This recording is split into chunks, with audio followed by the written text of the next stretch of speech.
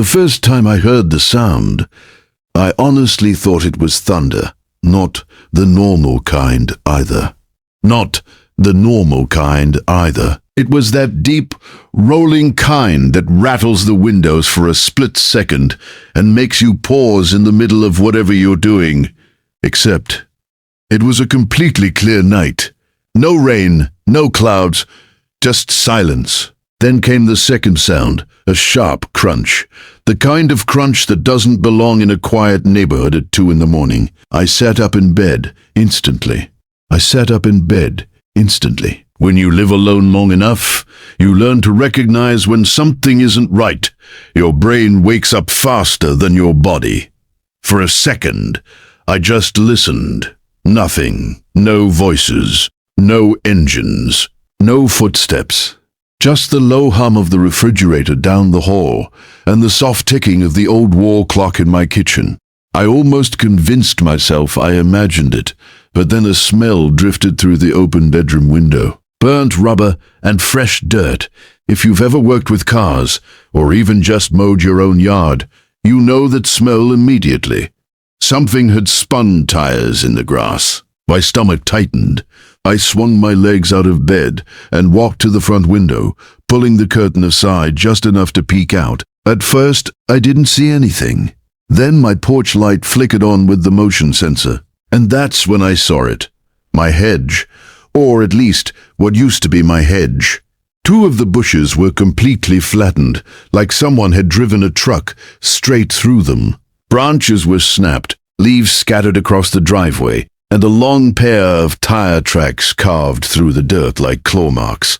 For a moment, I just stared, trying to process what I was looking at. That hedge wasn't some random landscaping project. I planted it myself 12 years ago when I bought the house, back when the place still smelled like fresh paint and possibilities.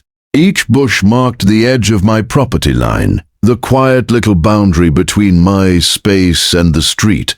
It wasn't fancy, but it was mine, and now someone had plowed straight through it. I stepped onto the porch in my socks, the cool night air hitting my face as I looked up and down the street. Empty, not a single car, no headlights disappearing around the corner, nothing, just a quiet suburban road, like nothing had happened. But the tire tracks told a different story. Whoever did this didn't just clip the bushes, they drove directly over them. I crouched down and ran my fingers through the dirt where the tracks cut through the soil, still loose, still fresh, which meant whoever did it had only left a minute or 2 ago, and that's when a strange thought crept into the back of my mind. This didn't look like someone losing control of their car. The tracks were too straight, too deliberate, like they aimed for that exact spot. I stood there in the silence, staring at the wrecked hedge, feeling something slowly settle in my chest. At that moment I didn't know who did it, and I didn't know why. But I knew one thing for sure. This wasn't an accident, and the part that really bothered me? Somewhere out there, someone had just driven away thinking they could get away with it. What I didn't realize yet was that this wasn't the last time it would happen, not even close. Most people who meet me would probably describe me the same way. Quiet, not unfriendly, just quiet. My name's Caleb Rhodes, and for the last 12 years I've lived in a small ranch house at the edge of town. The kind of place where the streets are narrow, the mailboxes lean a little, and people wave at each other with 2 fingers off the steering wheel. It's peaceful, or at least it used to be. I'm a mechanic by trade. I spend most of my days fixing engines, lawn mowers, pickup trucks, whatever people drag into my shop when something stops working. I like machines because they're honest. When something breaks, there's always a reason. People, on the other hand, they're harder to figure out. When I bought this house, the neighborhood was quiet. Mostly older folks, a few families. Nobody really bothering anyone else. That hedge I planted along the front of the property wasn't just decoration. It was my line, a quiet little signal to the world that said, right here is where my space begins. So when I saw those bushes crushed into the dirt that night, it felt personal in a way I couldn't quite explain. Still, I tried to be reasonable. The next morning I cleaned up the damage. I trimmed the broken branches, pushed the soil back into place, and replanted the bushes as best as I could. While I was working, my neighbor from across the street walked over with a cup of coffee in his hand. He looked down at the flattened hedge and let out a low whistle. "Man, somebody really tore through that," he said. "Yeah," I replied, brushing dirt off my hands. "Guess someone missed the road." He shrugged. "Probably kids cutting the corner at night." Maybe he was right. At least that's what I told myself. But later that afternoon I noticed something strange. Fresh tire marks were still visible in the soil, and they didn't curve like someone losing control. They ran perfectly straight, like whoever drove over the hedge knew exactly where they were going. That was the first moment a small, uncomfortable thought crept into my head. What if it wasn't an accident? Around the same time, something else had been happening in the neighborhood. The HOA had started holding more meetings than usual. New flyers were appearing on mailboxes about a revitalization project. According to them, the town wanted to attract new businesses, expand the shopping district, maybe even build some luxury condos near the highway. Most people didn't pay much attention, but I remembered one thing clearly from the last HOA meeting I accidentally. A sharply dressed man stood at the front of the room, holding a stack of property maps. He talked about development corridors, investment opportunities, and how the neighborhood had untapped potential. I didn't say much during the meeting, but I noticed something. Every time someone mentioned houses along my street, the man would glance down at his map. Back then I thought nothing of it.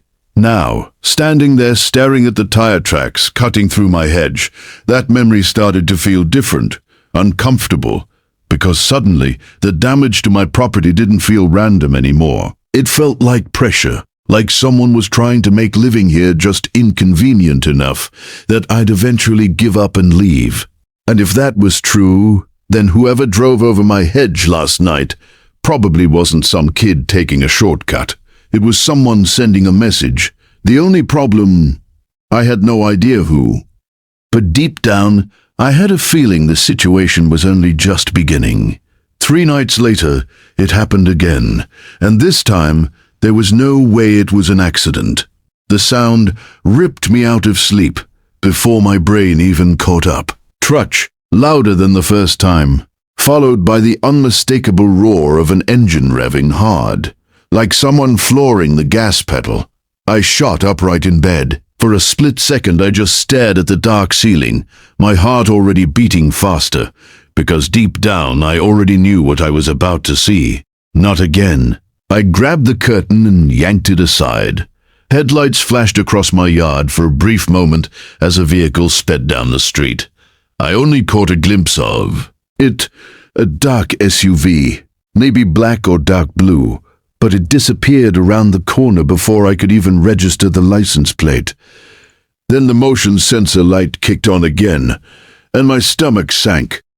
The hedge was worse than before. 2 more bushes were flattened into the dirt, like they had been run over by a truck. Branches were snapped clean off, leaves scattered across the driveway, and a deep pair of tire tracks carved straight through the exact same spot as before. The exact same spot. That was the detail that made my chest tighten. If someone accidentally drove off the road once, that was believable. If it happened twice, in the exact same place, that wasn't bad driving. That was targeting.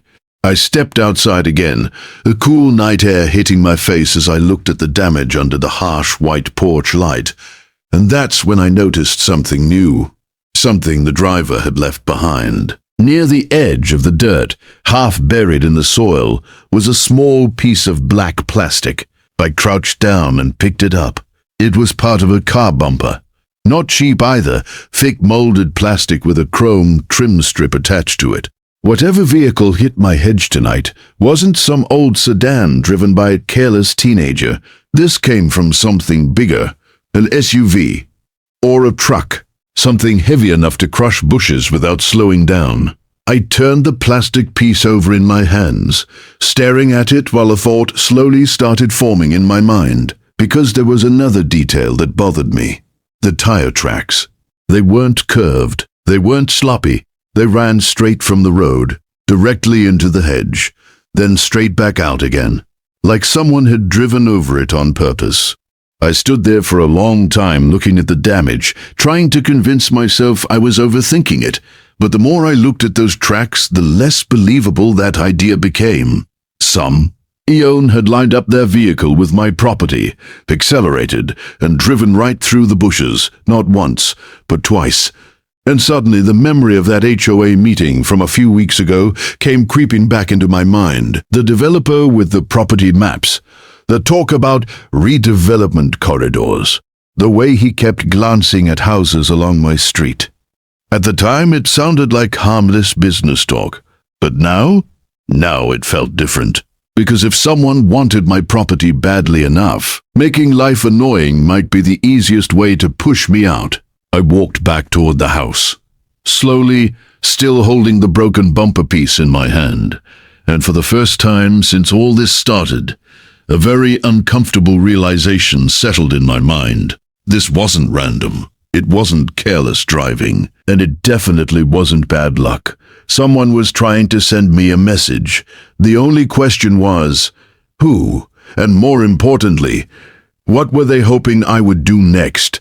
That night I barely slept, not because of the damage to the hedge, because of what it meant. You see, when something breaks once, you fix it. When it breaks twice in the exact same way, you start asking different questions. And the more I thought about those tire tracks running straight through my yard, the more one uncomfortable idea kept creeping into my mind. Someone expected those bushes to give way, which meant they believed nothing was going to stop them. That thought sat in my head the entire next day while I worked at the shop. I tried focusing on engines, oil changes, brake pads, normal problems with normal solutions. But every time I wiped grease off my hands, I pictured that crushed hedge again. Straight tire tracks. Straight in. Straight out. Like someone testing a door they assumed would always stay unlocked. By the time I got home that evening, something in me had changed. I walked up the hedge slowly, studying the damage like a mechanic, inspecting a broken part. Branches snapped. Roots exposed. Soil torn up where the tires had dug into the ground. I crouched down and ran my hand along the dirt, tracing the exact path where the vehicle had driven. Then a thought hit me. Not angry, not emotional, just practical.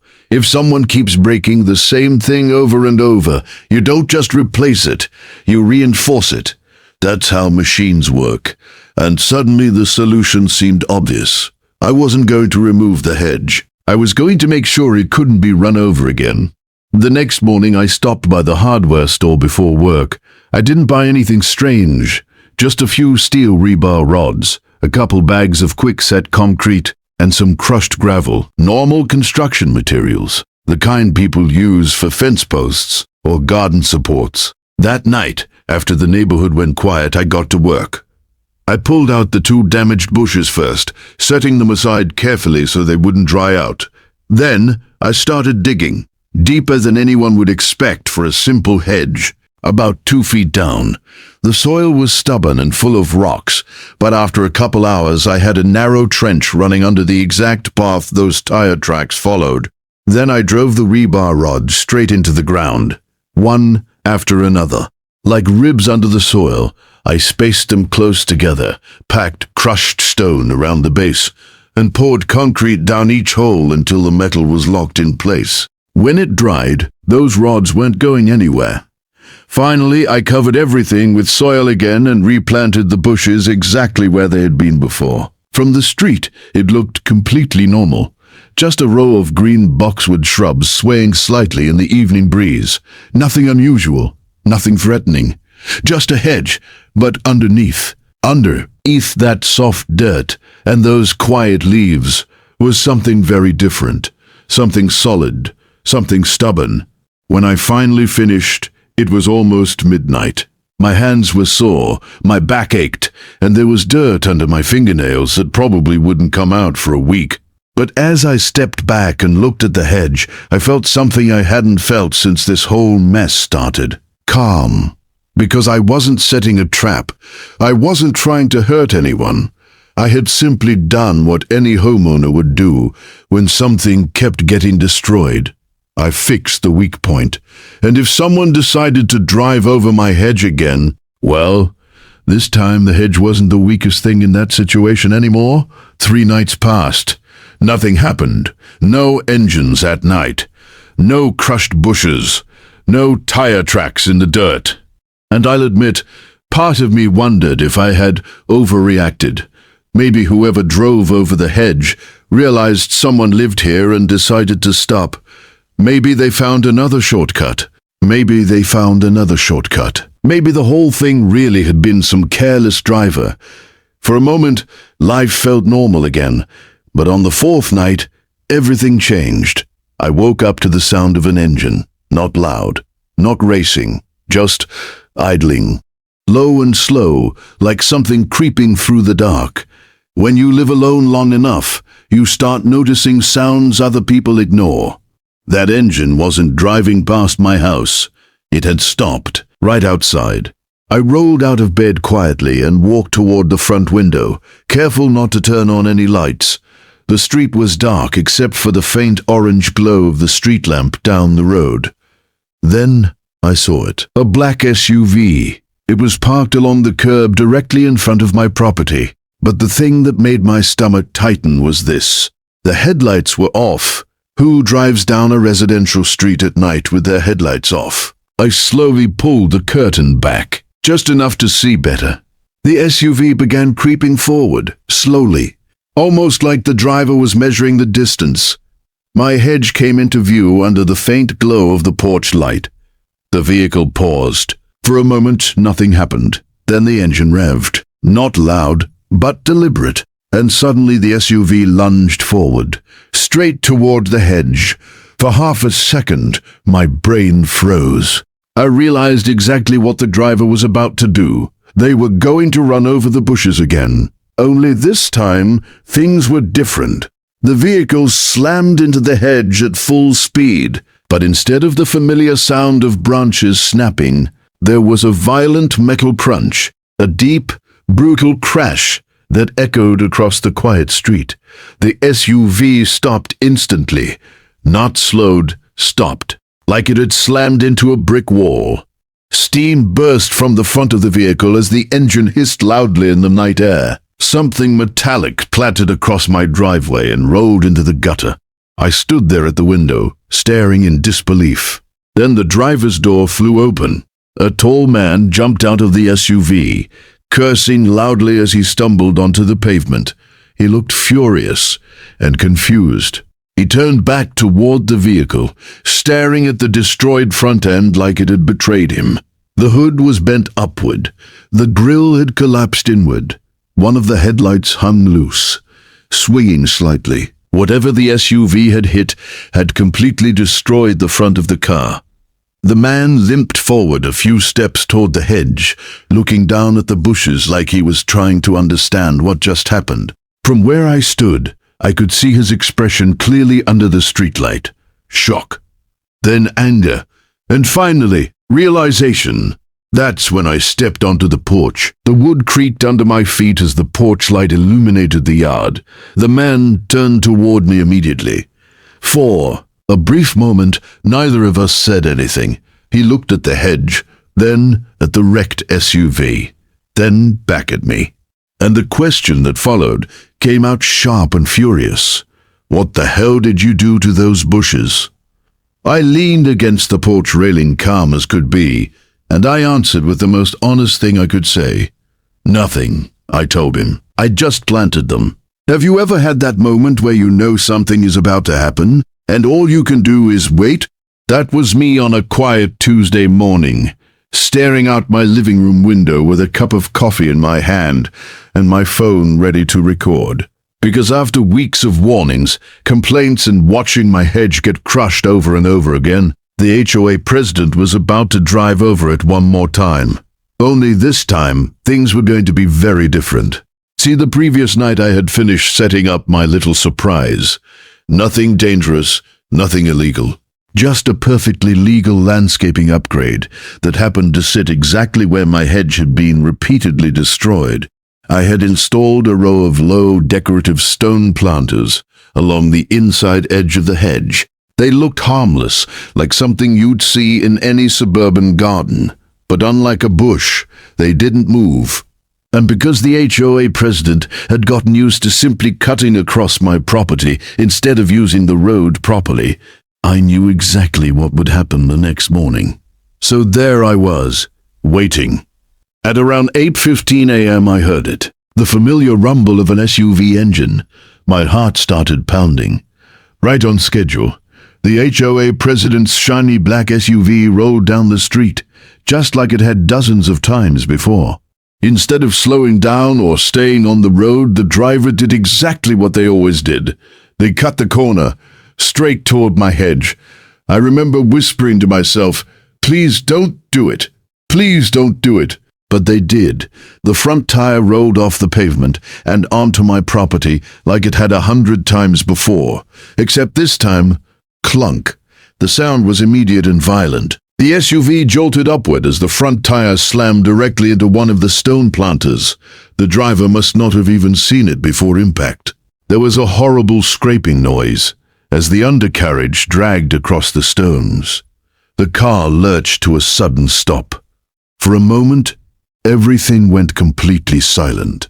Then, the driver's door flew open. The HOA president jumped out, staring at the front wheel like they couldn't believe what had just happened. And honestly, neither could I. Not because the trap worked, but because they looked genuinely shocked that something solid existed where they had been casually driving for weeks. I stepped outside calmly, phone still recording. They immediately started shouting, "What the hell did you put there?" I really tried to keep a straight face. "Oh, those," I said casually. "Just some decorative planters to protect my hedge." Their face turned red instantly. "You can't put obstacles there. You damaged my car." That's when I pointed down at the ground. "My property line is right there," I said.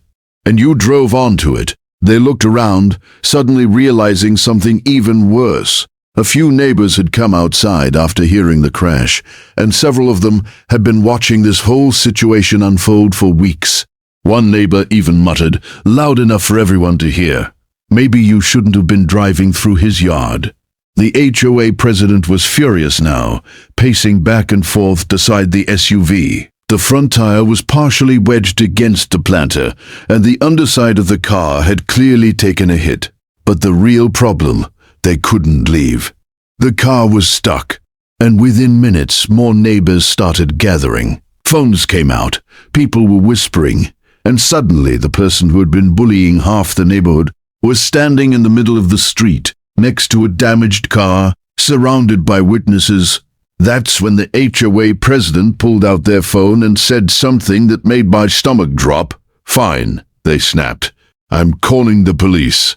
And honestly, that was exactly what I wanted. Have you ever watched someone confidently call the police, only to realize moments later they just made the worst mistake of their life? Because that's exactly what happened next. The HOA president stood beside their damaged SUV, pacing angrily while holding their phone to their ear. "I'm reporting property damage," they said loudly, making sure the growing crowd of neighbors could hear them. "Someone put obstacles in the road and wrecked my car." I almost laughed. The road, except everyone standing there, knew the truth. Their SUV wasn't on the road. It was sitting halfway inside my yard. Within about 10 minutes, a police cruiser slowly rolled down the street. The flashing lights immediately made the small crowd of curious neighbors grow even bigger. The officer stepped out and looked around at the scene. The stuck SUV, the stone planters, the flattened hedge, and about a dozen neighbors standing around watching like it was the season finale of a reality show. The HOA president rushed over, first, clearly eager to tell their version of events. "This guy sabotaged my car," they said, pointing directly at me. "He put those things in the road and caused damage." The officer raised an eyebrow. "In the road?" he asked calmly. "Yes," the HOA president snapped. "Right there." The officer slowly walked over to the front of the SUV and looked down at the planter the tire had slammed into. Then he looked at the grass underneath the car. Then he looked at the curb. Finally, he turned to me. "Is this your property?" "Yes, officer," I said. "That hedge line marks my yard. I installed those planters yesterday to protect it." The officer nodded slowly. Then he walked a few steps back and looked at the whole scene again. It was painfully obvious now. The car was well off the pavement. The tire marks were clearly visible, cutting across my lawn. The officer crouched down and pointed at the tracks in the grass. "Sir," he said to the HOA president, "these tire marks show you left the road." The HOA president's confidence immediately started to crack. "Well, I was just turning the corner," they stammered. "One of my neighbors couldn't hold it in anymore." "You cut through his yard every day," the neighbor shouted. "We've all seen it." Several other people nodded. Another neighbor even said, "Yeah, you've been crushing his hedge for weeks." The officer looked back at the HOA president. "You've been driving across this property regularly." The HOA president didn't answer right away. That silence said everything. Then the officer sighed and stood up. "Sir, those planters are on private property," he said. "The homeowner has every right to place landscaping there." "But it damaged my car," the HOA president protested. The officer shrugged slightly. "You drove into it." For a moment, nobody spoke. Then one neighbor actually started laughing. The HOA president's face turned a shade of red I didn't know was humanly possible. But the humiliation wasn't over yet. The officer pulled out a small notepad. "I'm also going to need your license and registration," he said. "For what?" the HOA president asked nervously. The officer pointed down at the lawn again. "Driving off the roadway and onto private property can be considered reckless driving and property damage." That's when the crowd collectively went silent because suddenly, the person who called the police to blame me was the one being investigated. As the officer began writing the report, I looked down at my perfectly intact stone planters. My hedge was safe, my yard was protected, and the HOA president, their SUV, was still stuck, waiting for a tow truck, right in front of the entire neighborhood.